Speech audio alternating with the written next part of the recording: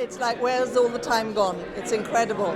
When I was looking through the archives and we were selecting the different images and articles that we've collected over the years, I remembered so many people as if it was yesterday. So it was quite sobering as well, because you realize that time flies and you've got to make the best of life. And how do you go about compiling something like this and getting all of the photos and information? Well, it was quite chaotic because we had so much stuff. We've been very good at always keeping archives and articles and things. So the only way we thought of was that we needed to create some structure. So the structure we came up with was 4 decades, and then those decades divided into milestones, facilities and services, what we give patients, the key people, the people who are responsible for delivering those services to patients, then events and fundraising, because that means that's where the money comes from to be able to fund all the things that we were doing, and finally education and training. And so under those themes, we chose the images that were most important. And how, because it's such an emotional anniversary as well, when you consider there are people in these pictures who I imagine are no longer with us, it's a very surreal trip down memory lane as well, I can imagine. It's both things, because yes, you're right, there are people no longer with us, but there are people who are with us. So no longer is cancer something that automatically means that your life is going to end. For many people, the cancer becomes a chronic illness. For others, they go into remission. So it's no longer that ugly word that when I started in cancer relief, they didn't even used to say the word cancer. And truth-telling was an issue. People didn't want their family to know that they had cancer. And of course, people need to be empowered. People need to make decisions about themselves. They can't do that without information. So it's a bittersweet thing. And as I say, there's a lot of people who have done very well. We have one of the things that we have, and I want to publicize it, is 2 groups. They're called Living With and Beyond Cancer. And that group has divided itself into the caballeros, the men, and the women. And they're like a self-help support group. They're well, but they want to enjoy each other's company, and they use the center as a base, as it were. So it's not all doom and gloom. That's very true. And well, how do you feel about where the center is now versus where it started and the strides that you've made? There's no comparison. The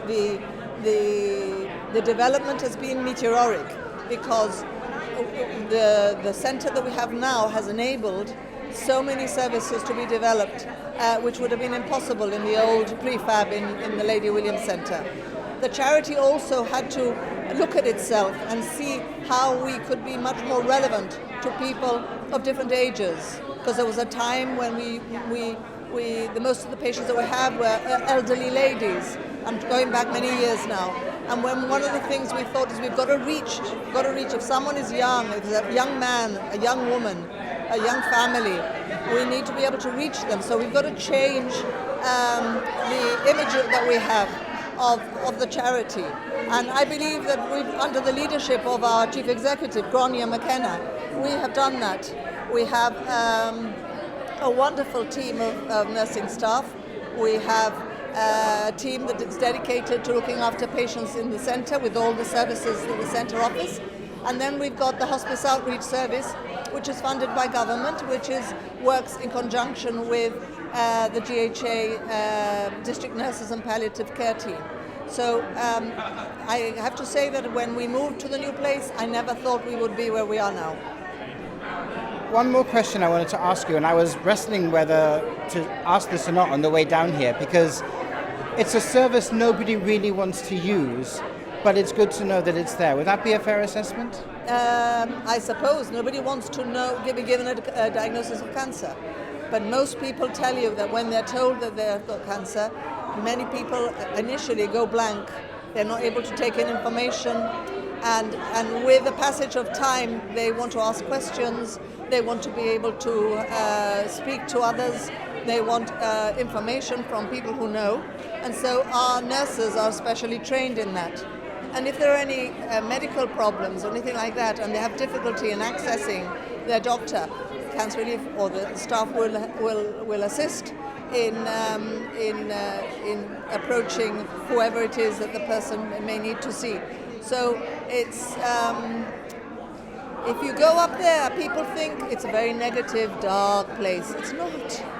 It's like going, I'm not saying the 5-star hotel because of the luxury. I'm saying it's a very calm, soothing, loving place where there's space for everybody. If you want to be on your own up in the terrace and you just want to read and you just need to, maybe you've gone through chemotherapy or something and you just want to sit down, you can do that. If you want to be with other people, you can do that. You want to talk to a nurse, you can do that. So we are all about adapting to what the individual wants and then providing a service for them.